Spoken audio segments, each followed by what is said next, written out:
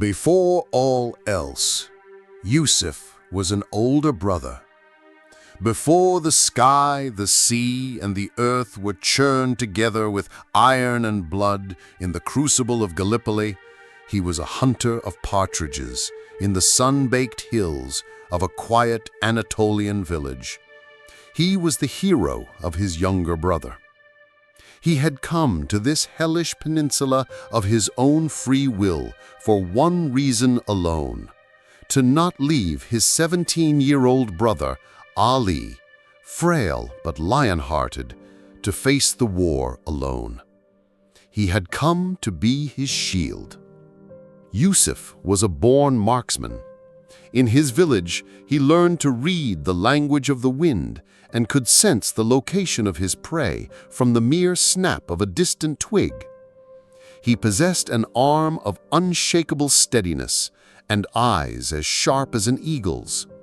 This innate gift, honed in the peaceful pursuit of game, had made him one of the most reliable and feared Mauser wielders in the Ottoman trenches. Ali, in his shadow, was the shy, vibrant boy who watched his every move with wide-eyed admiration, his heart swelling with pride at his brother's courage. Their bond was forged in the soft earth of their village and was now being tested in the unforgiving mud of war. In the grim routine of trench life, Yusuf's presence was Ali's sanctuary. In the freezing nights, huddled under a single torn blanket, Yusuf would paint pictures of home with his words, speaking of the scent of their mother's bread, of the sun on the wheat fields, and of the dreams they would build together once the war was over. Every shot Yusuf took was not merely to stop an enemy soldier. It was a deliberate act to keep Ali safe, to ensure he would return to those dreams. That old, well-oiled Mauser was a steel shield he had forged between his brother and the world's chaos. Ali's presence was Yusuf's greatest strength. It was the anchor that ensured his aim never wavered, his hand never trembled. But in Gallipoli, strength was a fragile, fleeting thing, something that could be obliterated by the whistle of a single artillery shell. On that fateful day, it was not just iron that rained from the sky, but apocalypse itself. The earth shuddered like the hide of a colossal dying beast. The air grew thick and heavy, a toxic cocktail of cordite, scorched earth, and the metallic tang of blood. In one of the terrible, deafening explosions that turned their trench into a vision of hell, Yusuf instinctively threw himself over Ali, his body a desperate, living shield.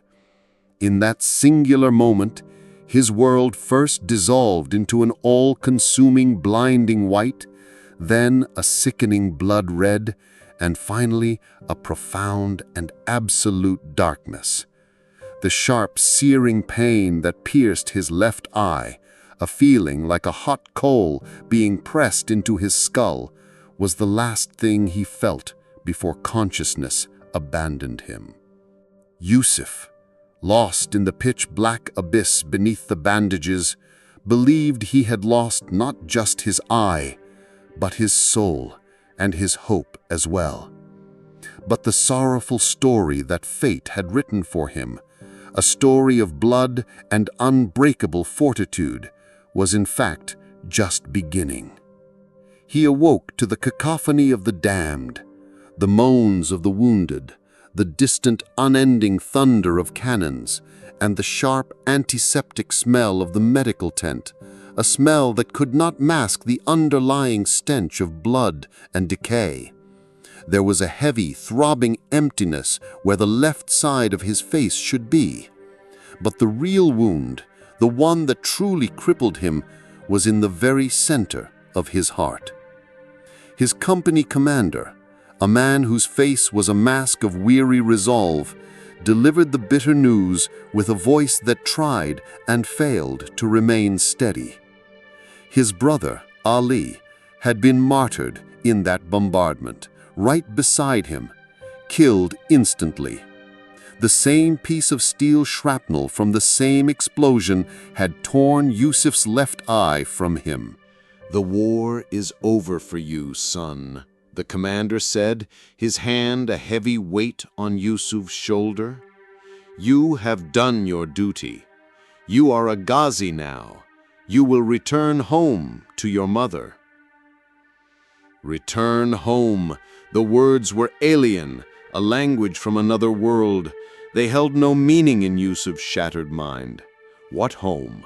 How could one return to a home that would be forever empty of Ali's laughter? How could he face his mother, having left the precious brother entrusted to him, buried in this foreign soil?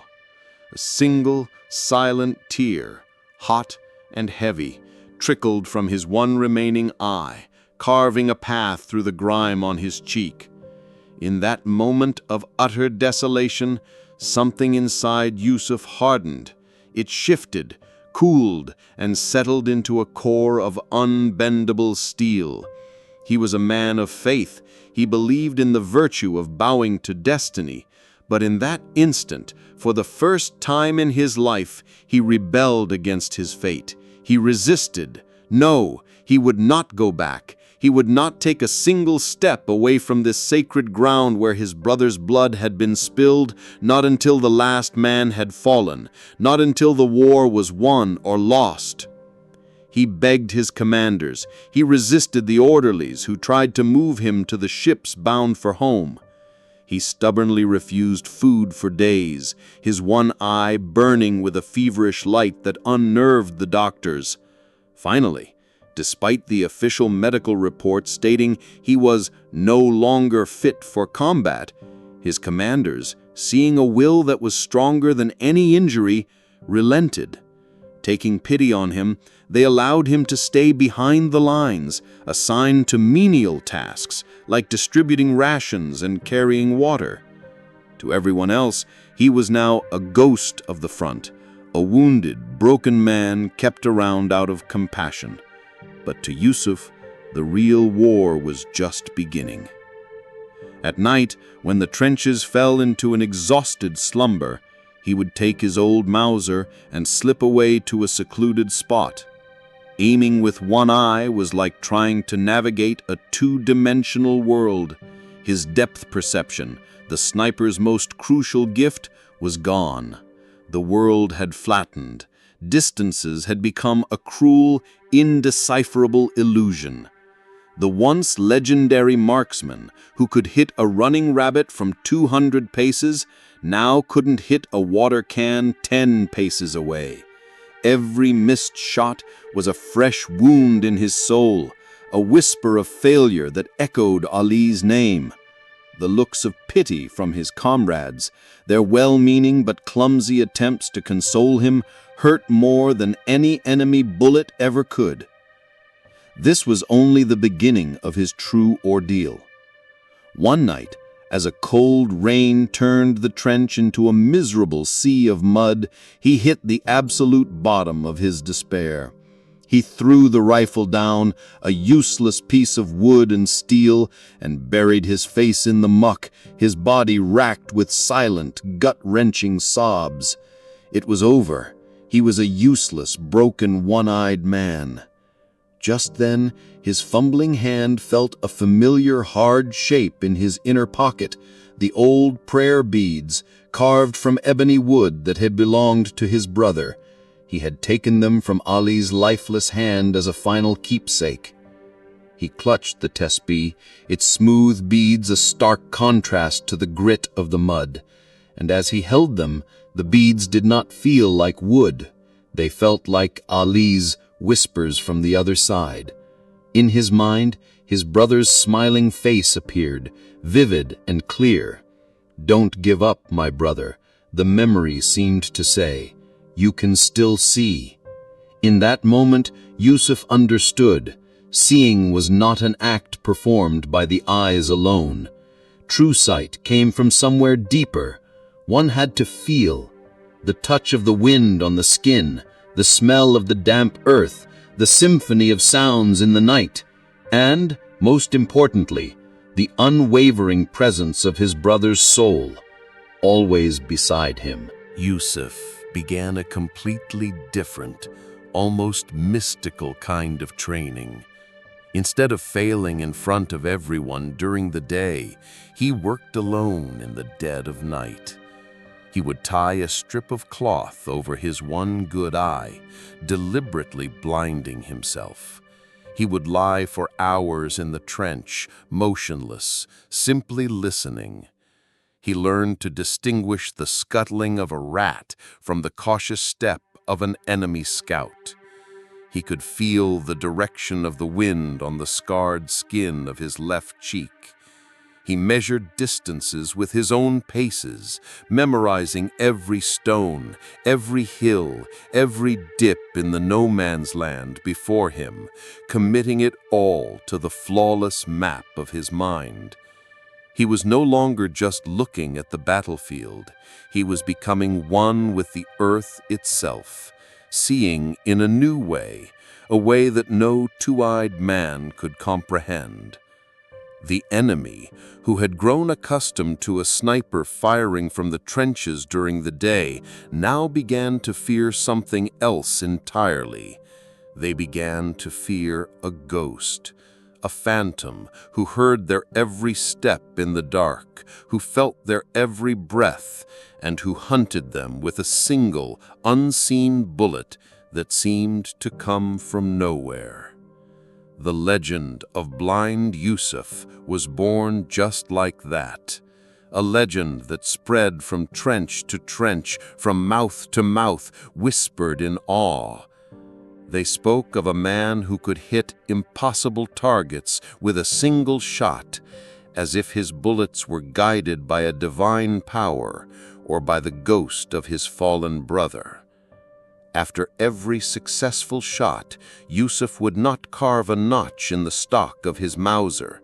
He would simply pull one bead from Ali's tespih, hold it for a moment, and murmur a quiet prayer.